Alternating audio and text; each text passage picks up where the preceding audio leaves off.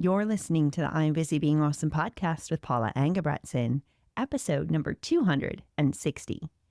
Hey, everybody. Welcome back to the podcast. How are you? Today, we are going to have a little bit of story time, but let me give you some overview of where we're going to go with this story. So today, what I want to share with you are my thoughts on the top 3 areas we tend to overlook when it comes to supporting our ADHD brains. These are the 3 things that I think are absolutely crucial that we all need. They really kind of lay the foundation for us to work with our ADHD brains. And then on top of that, we each build our different scaffolding. Okay, so depending on the situation in which you're living, the different circumstances we're facing, the different obstacles we have with our particular ADHD brain, right? Because everybody has different executive functioning challenges and all of this, right? We might have different scaffolding that we build, but I think all of us as ADHD brains need these 3 things as our foundation. And I don't think we talk about this enough, frankly, at all, when you do searches on how to get things done with an ADHD brain. I just don't think these 3 areas are really explored enough or at all. And I really want to dive into this today because I think it's, frankly, super important. I kind of think of them like the unknown challenges and ways we can address them versus the known challenges, which are the things that most of us tend to talk about. Okay, so it's the unknown versus the known challenges or obstacles that we tend to navigate. Today, we're going to talk about the unknown ones. They are the 3 most important things that we tend to overlook and I think provide a solid foundation for us. When we get these 3 things locked into place and we know how to support ourselves with them, that is when we can build the scaffolding that we actually need for our unique brains. Okay, so this is the general concept that we're going to be looking at today.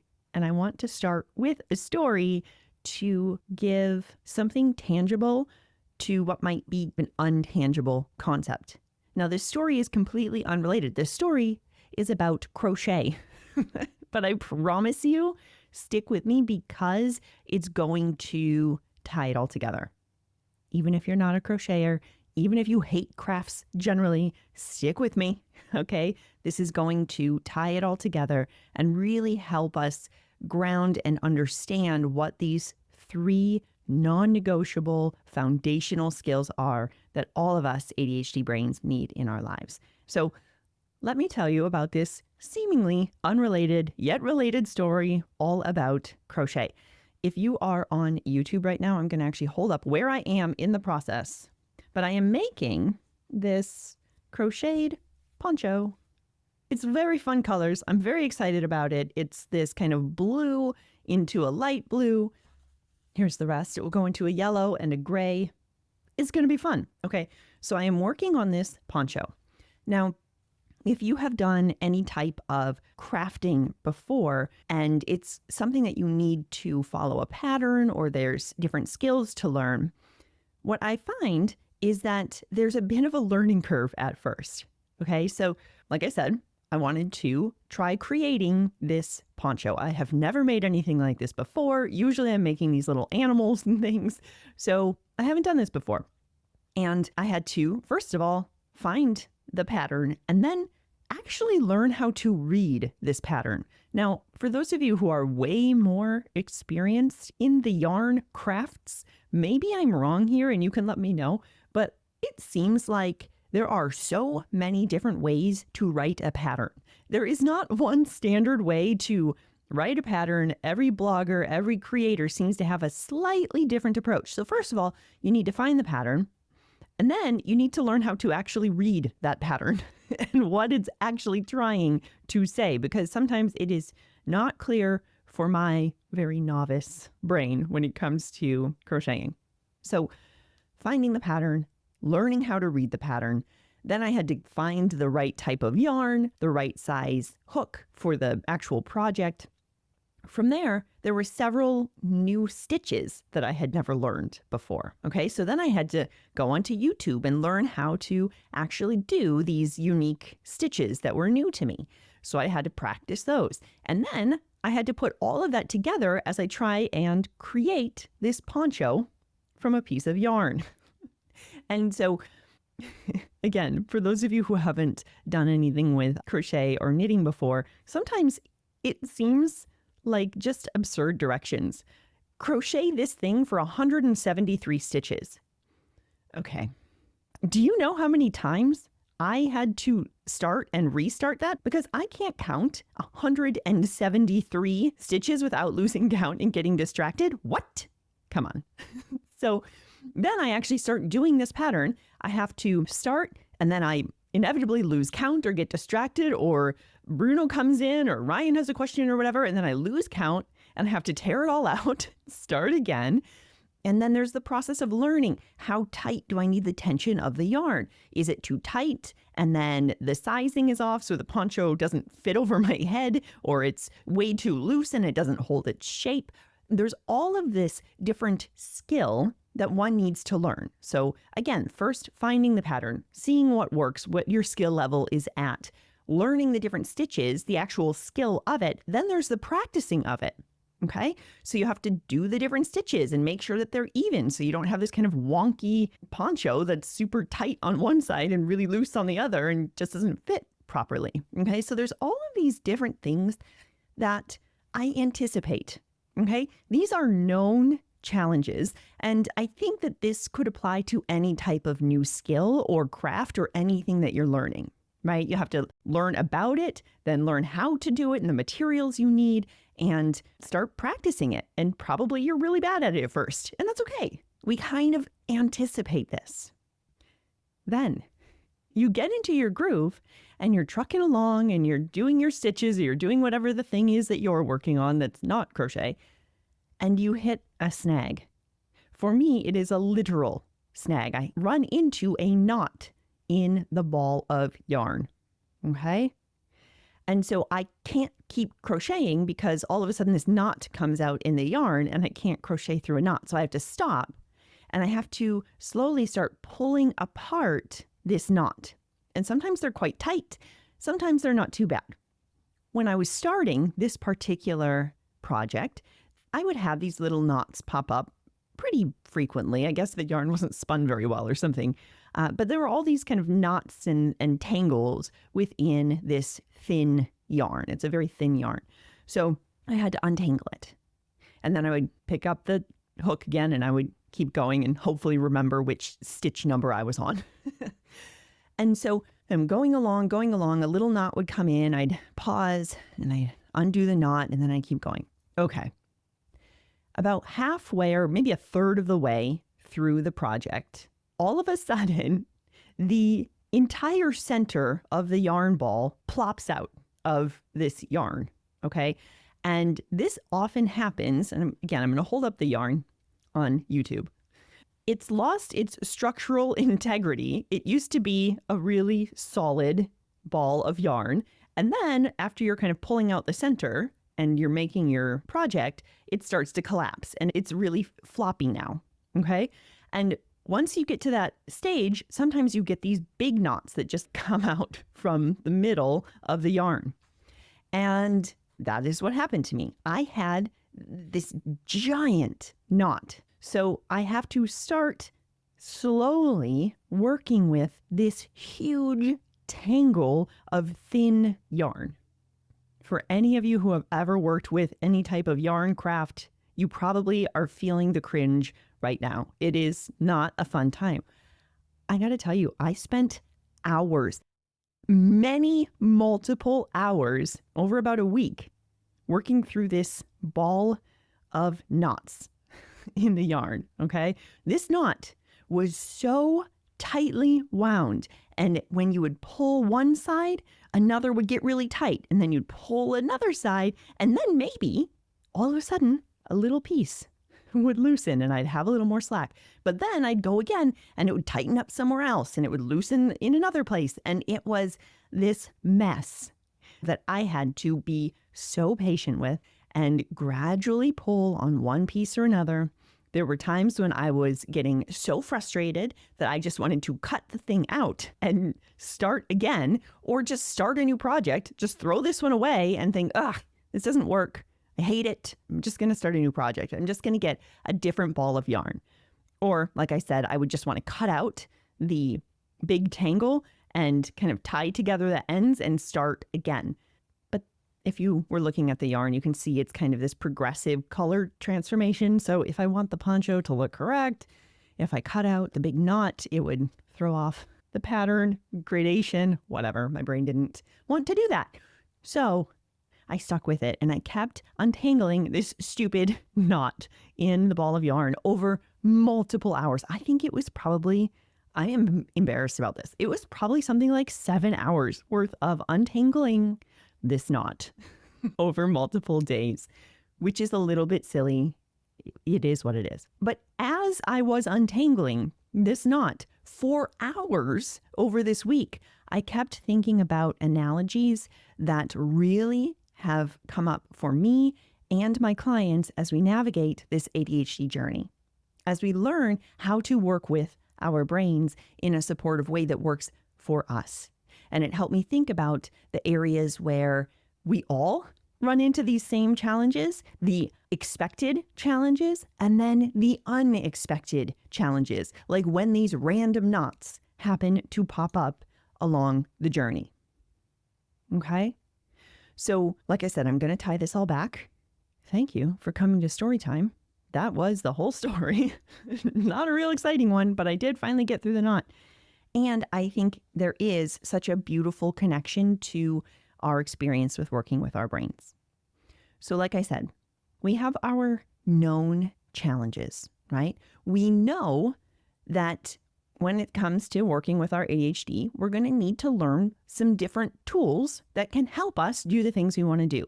We probably need some different tools for helping us manage our time and know when time is passing and know how long things take. We probably need some tools to help us prioritize the things that are most important. So when we are setting up our schedules and designing a schedule that works for us, we know specifically what to prioritize. What are the important things to us this season, right? We need to learn how to navigate procrastination. How do we really kickstart task initiation? How do we help our brain get into flow? How do we build that on-ramp to help us move forward? We need tools to help us with decision making. We need tools to help us with perfectionism and imposter syndrome and how we can really generate a commitment to follow through even when a new idea pops in, a new project, and we don't want to do the old thing anymore. We need tools to help us maintain that commitment to follow through. These are known challenges, right? We know these. These are the things we search for in Google. How do I manage my time? How do I get organized? How do I follow through on this thing? How do I finally finish this project for work? How do I start saying no more often? Right? We know these challenges. They are no secret. They are on our radar. And then we have what I'm talking about as these unknown obstacles. These are the knots that are going to come out of your yarn and trip you up. And we all have them. They're all going to pop up at different times, and they may all have a little bit of nuance, but they all revolve around the same obstacles and the same skills that we want to develop to help support ourselves through them. Okay? And these three things are, first of all, learning to identify the beliefs we have about ourselves, about our abilities, about us with ADHD. This process of learning how to identify our thoughts and our beliefs and separating them from the ones that are serving us and helping us do the things we want to do from the ones that are holding us back. And we'll talk about this more in depth, but I'm first going to just give you the three. So we have identifying our beliefs. We have learning how to be with emotion. Learning how to allow and move through uncomfortable emotion, just like we talked about in a couple of episodes ago, that 2-part exploration of the 10 areas where I think it's worth it to lean into the challenge, right? Learning how to be with those emotions. So we have our beliefs, we have our emotions, and we have our ability to pause, to check in, and to lean into the one that's in alignment with our values. I do have a whole episode on practicing the pause, which I will link to in the show notes. But those are our 3 areas. Okay, we all want to lay this strong foundation around creating really supportive beliefs about ourselves and what we're doing, learning how to support ourselves through big emotions, and learning how to slow down and pause so that we can really identify what are the supportive beliefs, what are these big emotions coming to tell us. Okay, learning how to pause, identifying our thoughts and our beliefs, and moving through emotion. These are the 3 key things that every ADHD brain needs to thrive. These are the core foundation of an ADHD toolkit. This is the toolbox, okay? We want these 3 things so that when we're building our scaffolding for our particular home, we can do that on a strong foundation. Okay, when we're choosing the time management approach that works for you in this season, when we're developing your approach to prioritization, your approach to decision making, your approach to move through procrastination or the procrasti-working so that you can initiate those tasks and get started and follow through, all those tools that we develop for you, we first need to have your groundwork, your toolbox that we're going to put all those tools in. We need the foundation of learning how to pause, learning how to identify your thoughts and your beliefs about whatever it is we're working toward, and your ability to be with those emotions that come up throughout the process. So when we think about this story about my yarn and this poncho that I'm making, the unknown is that big knot that comes out. Okay. And I think about this knot of yarn as all of our thoughts, all of our different stories that we have developed over the years about whatever this new skill is that we're developing to support ourselves and our ADHD. So let's say you are working toward developing a schedule that really works for your brain. You know that the typical approaches that you read about in different productivity blogs and things, you're like, this does not work for my brain. I need something that is more ADHD friendly. That's what I want to do. And so you start trying those things out. And then we have that big knot that comes out of the yarn ball. And that knot is all of your stories about time and your ability to follow through, and that you never stick to a schedule anyway. And what's the point in even trying? Because it's not like you know how long things take. And it's all the emotion that we come up against when we're telling ourselves these stories over and over and over. And it's that ability to pause and decide intentionally, do I want to sort through this big knot of thoughts and beliefs and emotions all tangled together? Or if you're like I was for years and years and years, do I just want to jump to a totally different time management strategy, different planner, different app to use instead? Because frankly, for myself, I didn't even recognize that they were stories. I just thought they were facts of the universe, that I just couldn't manage my time.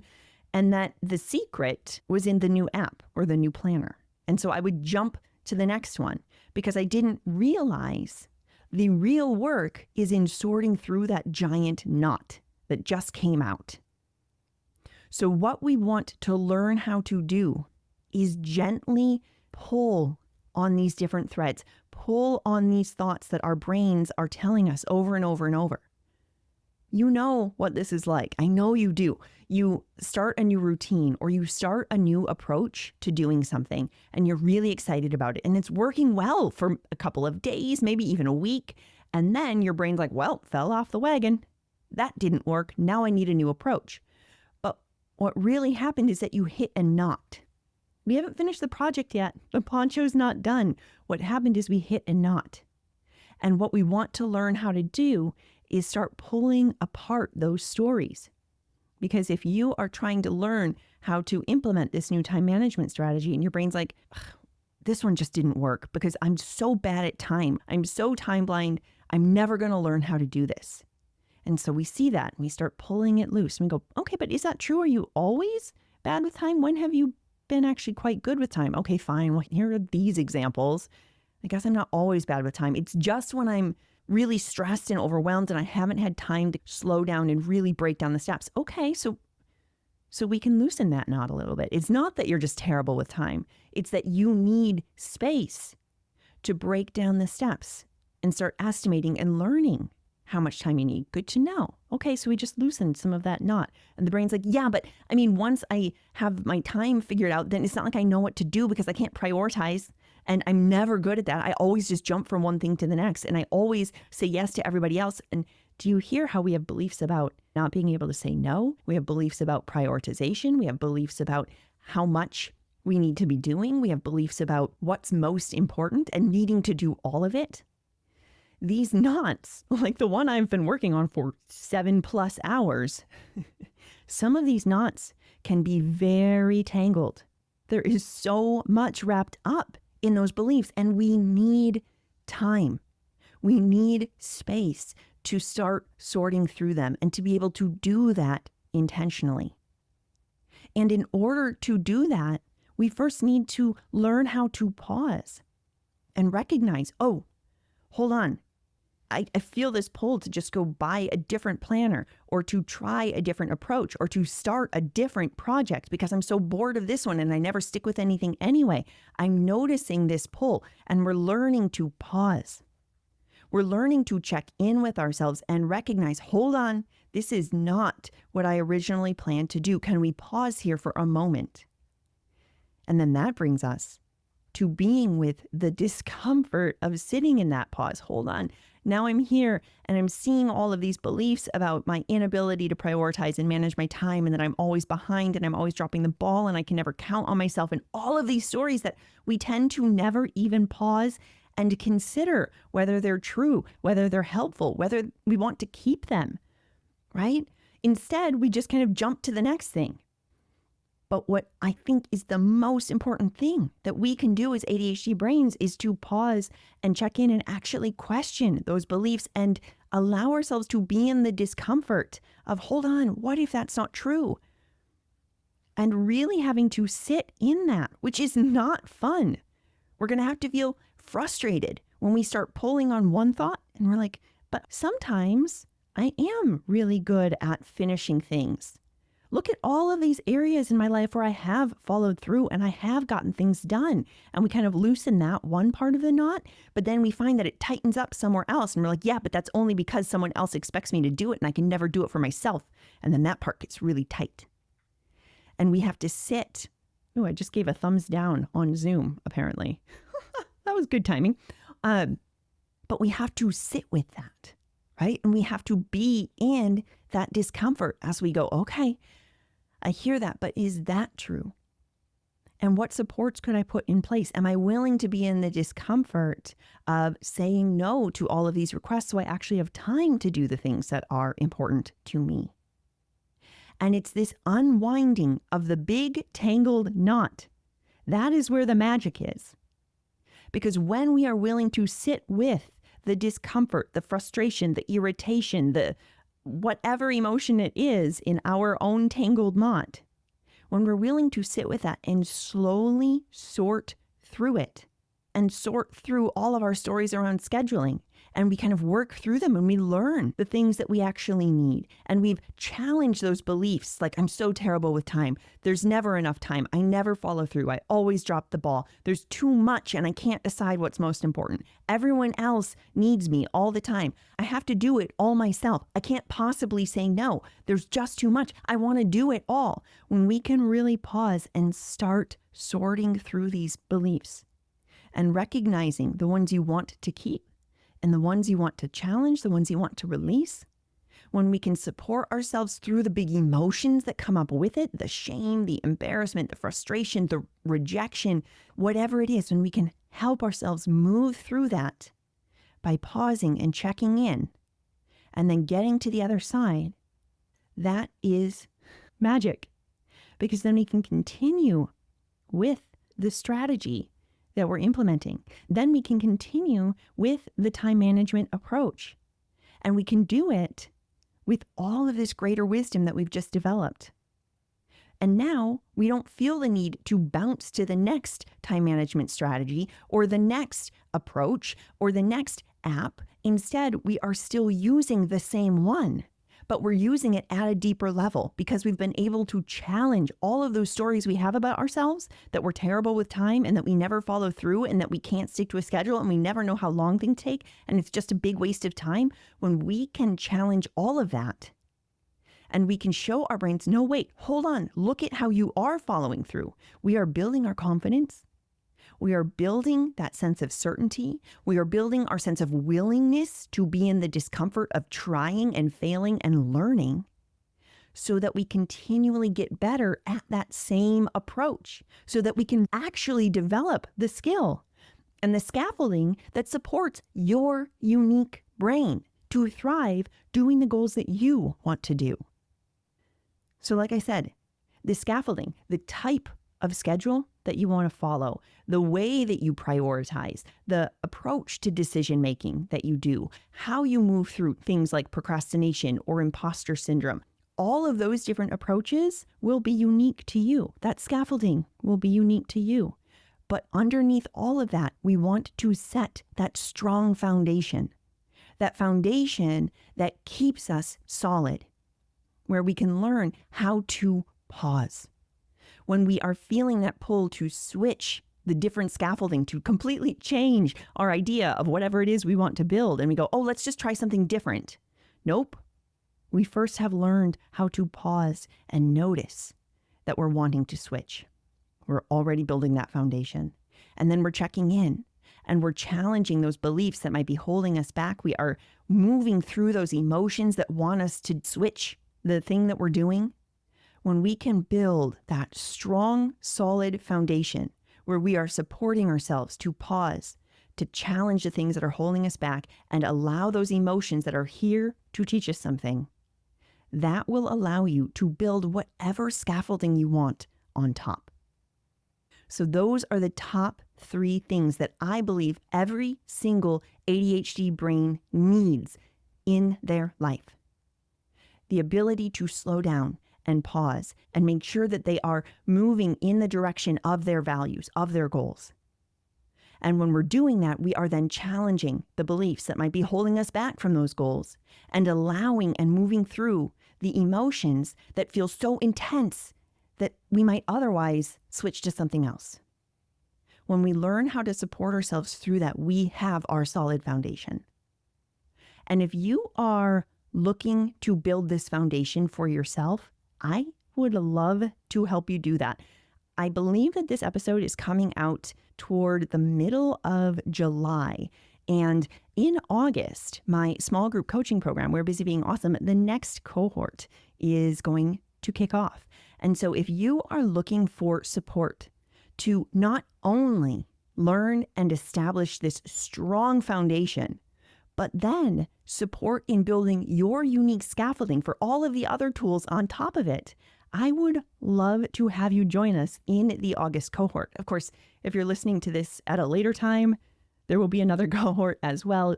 But for everybody, you can head to I'mBusyBeingAwesome.com/group. You can learn more about the program and you can add your name to the wait list. And then when enrollment opens, you will be the first to know about it. Okay? So you can read more about how we build your strong foundation and then all the different scaffolding that you get to build on top of that. Okay? So if you are ready to take this work deeper, if you are ready to truly learn how to work with your brain in a sustainable way, in a way that allows you to actually learn the tool and use it in your life, not bounce from one planner and one app and one strategy to the next, but actually use a tool and really integrate it into your life and move through all of those knots so that it just becomes this solid foundation of how you're supporting your brain, then We're Busy Being Awesome has your name on it. I would love to have you join us. So again, head to I'mBusyBeingAwesome.com/group. You can read more about the program, all the things that we do, and you can add your name to the waitlist. You'll be the first to know when enrollment opens. And of course, for those of you who are looking for one-on-one support instead of group, that is something that I also offer. I am currently full right now in the beginning of June when I am recording this, but I always keep a running wait list as well there. So if you are looking for one-on-one support, I will be having some openings come up likely when this episode is airing. So whether you are looking to set this foundation in a group of supportive, incredible ADHD brains who are right there alongside you, working together, making this happen, or if you're looking for one-on-one support, both are available at I'mBusyBeingAwesome.com/coaching. And you can either learn more about the group or private coaching. You can get all of that through the link in the show notes.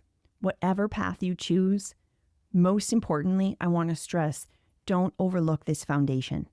This foundation is everything. We don't want to build scaffolding on top of sand. Okay? Let's pour some strong concrete. Let's create a strong foundation on which you build your scaffolding. Let's learn how to slow down and pause and check in with what is in alignment for you and your values and your goals in life.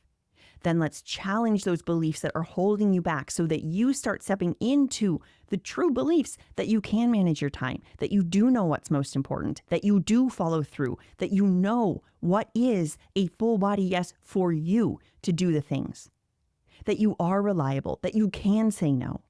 Let's start developing those beliefs and showing your brain that they are true. And then let's learn how to move through any of that emotion that is holding you back so that you can follow through on these big goals and these big dreams that you have for yourself. Because we need you out there doing them. That's what's going to make everything in this world better. All right, my friends, that's going to do it for us this week. And like I said, if you want to take this work deeper, if you want to learn how to work with your ADHD brain in a way that's best for you, head to the link in the show notes where you can learn more about both We're Busy Being Awesome, my small group coaching program, and one-on-one coaching. Also, if you know somebody who might be navigating a big tangled knot of yarn in their ADHD journey, would you be a rock star and share this episode with them? You can send it to them in a text message, share it on your Instagram stories, whatever you do. Please know that I so appreciate you and your willingness to help me get these tools to even more people who need them. Until next time, keep being awesome. I'll talk with you soon.